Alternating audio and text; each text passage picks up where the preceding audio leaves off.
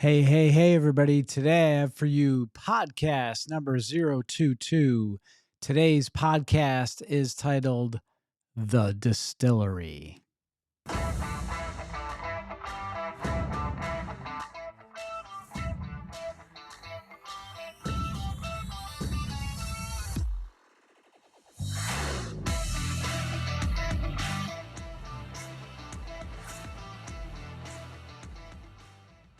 Hey, hey, hey, everybody. Welcome to this week's edition of your weekly Limitless Life Network podcast. I'm Dr. Pete Lombardi, and this is the Limitless Life Network podcast where we flesh out the limitations that are preventing you from reaching your goals and living the life that you deserve.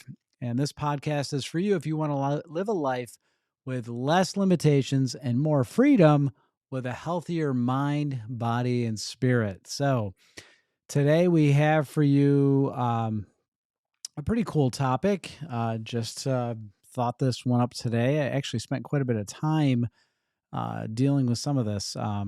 But the point of the podcast is always what? It's to help you recognize and tap into the limitless power that's available for you at all times, that's at work within you at all times, and that's really from the Bible, Ephesians 3:20. Now to him was able to do immeasurably more than all we ask or imagine, according to his power that is at work within us. I mean, that's really what we're getting at. Is that you this is a supernatural power that's available to all of us at any time. But we live in a world of a lot of distraction and a lot of things pulling us in a lot of directions. I don't know about you, but it seems to be the case with most people that I come into contact with. So today's topic is the distillery. I came up with this title because I just created something I'm going to give away to everybody. And it's called the Values Distillery. And basically, the reason I chose the word distillery is because um, when you distill something, you basically cook it down, and you cook it down until you get out what you're looking for, right? So if you think of distilling alcohol, I think there's a TV show or a series called Moonshiners, and these guys are hillbillies in the Appalachians, and they go out and they mix up their mash of corn or whatever and sugar, and it all ferments, and then they cook it in this still, and it evaporates. And anyway, basically what comes out is this grain alcohol, and it's what they're trying to do is produce alcohol illegally, of course. And yeah, so but the point is, here we're not trying to do something illegal. We're trying to get down and core down and pair into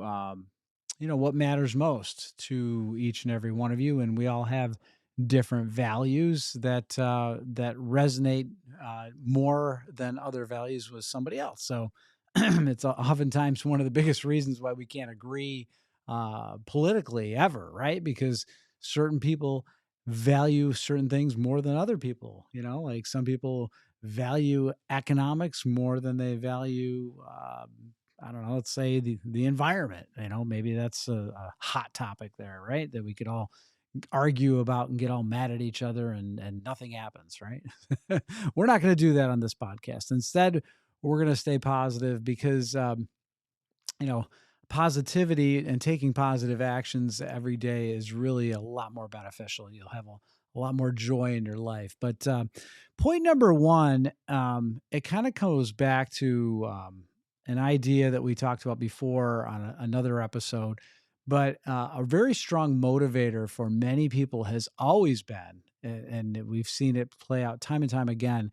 Fear is a huge motivator for people. So, our point number one is fear-based decision making, and this is where, we will oftentimes have a situation where something bad happens, and then after that, all of our decisions go back to that moment in time when something bad happened, and it makes us very fearful, and that's where our basis for deciding anything beyond that comes from. So let me give you an example. Say you get into a car and you drive down the road and you get into a horrible car accident. You get injured, and it takes a long time to recover. And eventually you recover, but ever after that, you're a little leery about getting into a car, and then you become more tentative, and that's okay, right? Like that's fairly normal to be a little gun shy getting behind the wheel after a big accident, because there was danger. You experienced danger in that situation, and that's different than fear. Danger is a threat, right? So now you become a more cautious driver, and that's a good thing, right? Now fear is something a little bit different, and that's where fear, the acronym is false evidence appearing real. And so it's kind of a story that we make up in our mind. And we see this oftentimes with senior citizens, is that they become very fearful because they're starting to lose some of their faculties. They don't have their eyesight's not as good, their hearing's not as good, their sense of balance is really not very good. So they start to be very fearful because they're thinking of the worst things. And it starts to trickle over into other things in life. And they become fearful for other people. And then they start to worry a lot. It's a very common trait that you see with people as they age. They become more and more fearful. And if we're making decisions from a fear standpoint, it's really putting you on the defensive, and we see how that has some deleterious effects, because when you're fearful, you stop really living life. You start to limit your options when you face things from a level of fear. When we're younger, on the other hand, we have a tendency to not be fearful and oftentimes put ourselves in danger. But imagine if a young kid is on the monkey bars and they fall off and break their arm, like my son Luke did, and then they never, ever wanted to play in a playground ever again because of the time when they were little and they broke their arm on the monkey bars. And then from then on, they didn't want to participate in anything in gym class because they were fearful of breaking their arm. That would be a sad story, because there's no reason that a child should omit things from their life because they had one injury at one time and it was a freak accident, right? And thankfully, Luke is the exact opposite.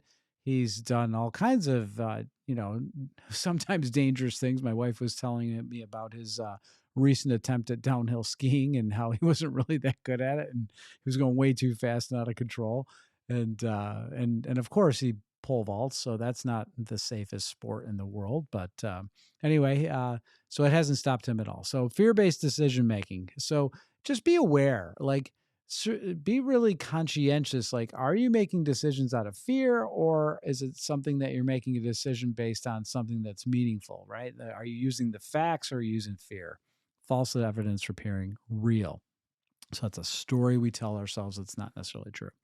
Point number two is values based decision making. And so this is really kind of where the distill idea comes out of, is that we want to hone in and figure out what our core values are. And there's a process that you can go through. And I went through it a while back, and it was very helpful to me, because when you make your decisions in life based on what you value, you're going to be spending more of your time and on things that are meaningful to you, and less time on things that are not meaningful to you, and maybe somebody else's ideas that they're trying to superimpose into your life. And we have a limited amount of time, and it's not that I'm saying never help other people out or don't ever listen to somebody else, but the point is that you want to, at least the limited time you have on this earth, you want to be doing things that have an impact, and the impact that you're gifted at, that making. Um, so, what are our values? You can simply say that, if you really want to know what you value, look where you spend your time, the most of your time, most of your money, and what are you constantly thinking about? So, that's if you're constantly dreaming and thinking about something, spending time on that thing, and in you're spending your money on it and stuff, and it's probably something that's of value to you. Um, but then again, there are some people that have values that they are not spending their time, their money, and resources and their thoughts on, because they're so busy just doing things to pay the bills or to get through life. So this Values Distillery is going to be a great tool for all of you who are listening to get a hold of, and we're going to start making it available pretty soon for free, no charge, just so that you can get the opportunity to go through the steps like I did to really hone in on these values. Then you'll know going forward. And when it comes to making decisions, I was told by a really smart man, Rick Sapio, who interviewed, I think, 20 billionaires, which not many people get to even meet a billionaire. This guy interviewed 20 billionaires. And one of the commonalities that they all shared is that they said no way more than they said yes to different opportunities. And I thought that was an interesting point because often find my wife and myself, we oftentimes have a hard time saying no to somebody that's in need. Or if somebody presents us with an opportunity, I'm like, hey, you know what? That sounds good. Let's do it. Let's do it. I'm very positive, so I want to try everything. But you really can't. You really can't be good at everything, and you can't try everything. Um, and so values based decision making says, hey, what are my values? Does this opportunity meet any of my core values? Because if it does, then I'm going to strongly consider it. But if it doesn't meet any of my core values, then it's a pass. It's a no thank you. That's a great idea. It's probably going to fit somebody else better, right? So it's not always a good fit for you, but you got to have some criteria to figure out when opportunities come your way, is it really a good idea for you? So, values based decision making. So, that's fear based, that's values based. And the next point in the distillery has to do with one of my values, and that is the pursuit of health. And if you talk to people and you ask them about the top couple things that matter to them in their life, you'll get a variety of answers. But usually their health, especially if somebody's lost health, they really value health, right? If everything's working great and you feel awesome, you don't really consider it. But boy, do you consider it when you've lost your health. And I've met so many people over my career that have lost health, and they would do just about anything to get it back as quickly as possible. So, um, point number three is the word pathogenesis. And it's a mouthful. I get it. It sounds very scientific, but it's really pretty simple. And it's the manner or path of how disease develops. Okay, that sounds familiar to most of us. And this is where one starts by considering disease and infirmity and then working retrospectively to determine how individuals can avoid, manage, or eliminate that disease or infirmity. So, in other words, it's kind of like saying, like, all right, let's study how man gets sick, how man loses their health, and then let's try to figure out ways to recapture that or treat the disease that they've developed. Okay, so it's really kind of I think, a fear-based model because it's waiting. It's almost like a wait and see. Like, yeah, you're okay. Let's wait and see how sick you get before we intervene, or let's try to just pick up the disease and then let's focus on the disease and not the host, right? Like, who's harboring this disease? This disease is operating inside of a human being. So um, we've been treating diseases for centuries, and sometimes effectively, but oftentimes very poorly, especially some of the chronic diseases that we see today that are very lifestyle related. And, that's what kills most people: heart disease, cancer, lifestyle related diseases that are not really that high in populations that don't have a really healthy, I wouldn't say healthy, but a rich society. So, the society that I'm living in is a very rich society. It has been for a very long time, and as our society became more and more well to do, our work efforts went down, our ability to consume food went up, and the very easy to procure food. And our amount of effort and work toward producing it went down. So basically, our level of fitness and exercise got lower and lower, and our consumption of processed foods and sugary foods and stuff went higher and higher, and so our waistlines grew, and we just, yeah, basically lived kind of in an incongruent manner for our own physiology, and as a result, disease develops. And yeah, some of these diseases we have now were, centuries ago only found in the wealthy. So we experience that more and more today. So the next point is a word called salutogenesis. Salutogenesis. And salutogenesis is quite simply the birth of health. That's one way to put it, the birth of health. It's the study of health, the origins and causes of health.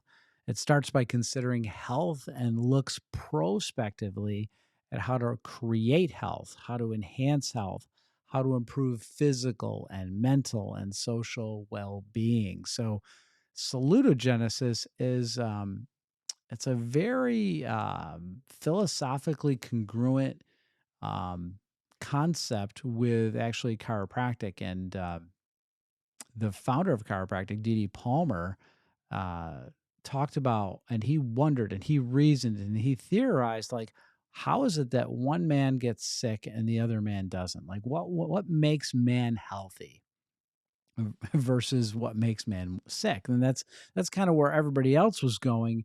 And the end of the 18th century was everybody's really studying disease and looking at the diseases that man developed and naming them and treating them and trying to figure out ways to remedy diseases.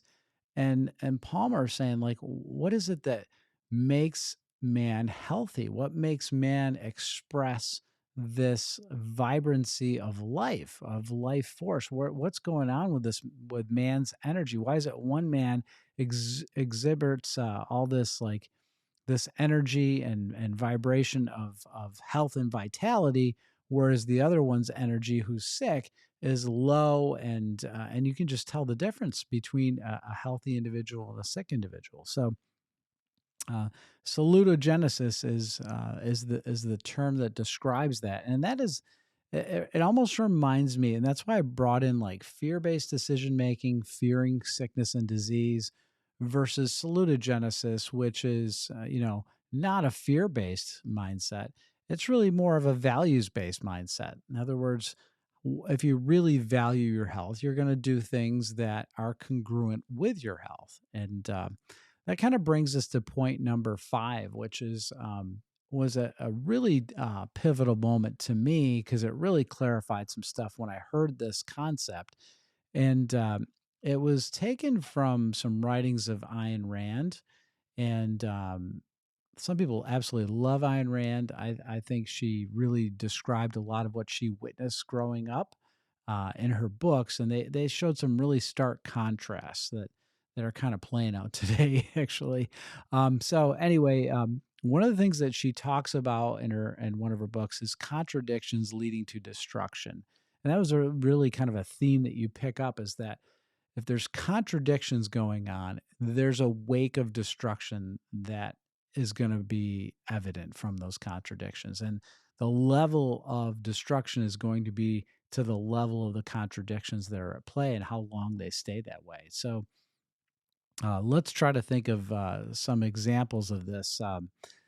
So if I'm, wanting to improve my health and fitness because I'm sick, but I'm smoking, it's kind of a contradiction. If I want to lose weight, but I don't want to give up my ice cream at night, that's a contradiction, right? Like, the longer we continue to do things, like, if smoking doesn't hurt, especially the first few cigarettes, the next couple packs, a year of smoking, like, you don't really feel awful or terrible. I mean, smokers do it because they find some joy and some relaxation with that.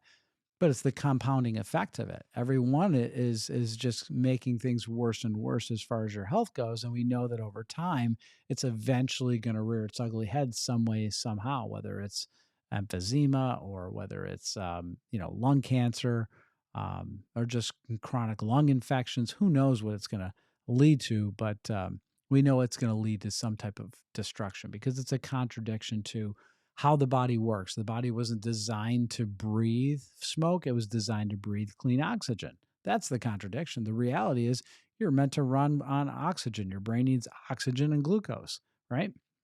Okay, so the opposite of contradiction, I think this is what I really really love here. Is like, okay, we can understand contradiction, but what's the opposite? The opposite, I put down a few words here for a few ideas. One is agreement, right? So if things are in an agreement, everybody likes that. And if you think about a conversation with somebody, it's very easy to carry on a conversation with somebody when you are in agreement.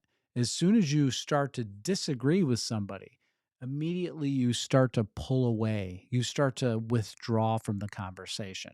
So if you're listening to the podcast and I say something that you totally disagree with, you're going to probably just like stop watching.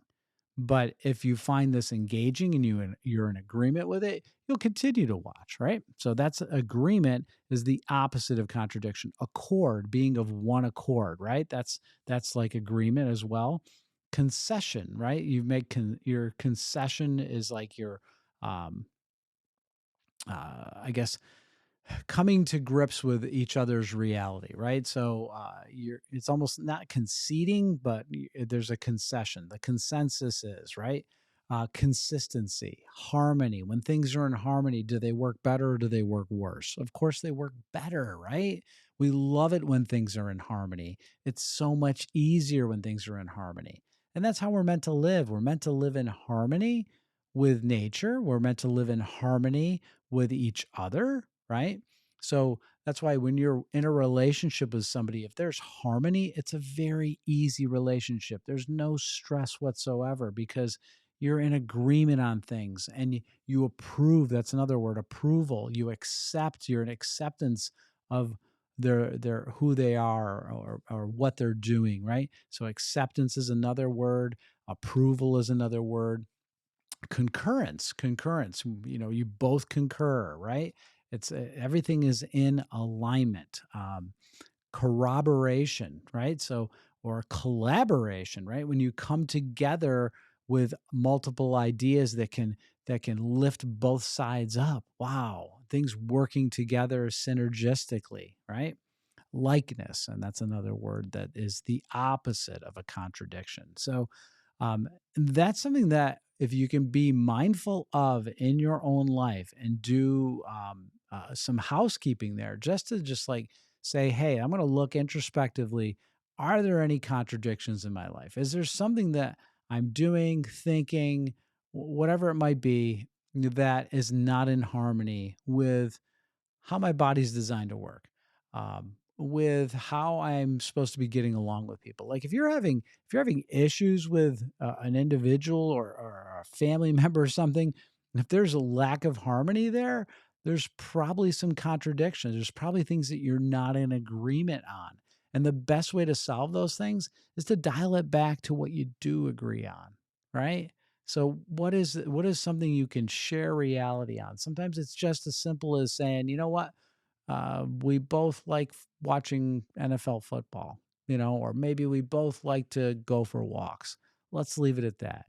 Or maybe, you know what, I like the fact that you say nice things to my family members, whatever it might be. So try to find some common ground and let's work forward from there. That always seems to work really good. But anyway, those are 5 points tonight. They're somewhat all related, and it has to really dial into distilling down the essence of a life that is going to be lived with harmony, and hopefully give you a lot more joy, a lot more peace, and a lot more freedom. So that's all I have for this week's edition of your weekly Limitless Life Network podcast. Stay tuned in each and every week to be inspired, stay connected, and keep stripping away all of your limitations. So look forward to seeing you back on the podcast again, or I hope you listen. All right. So have a great one.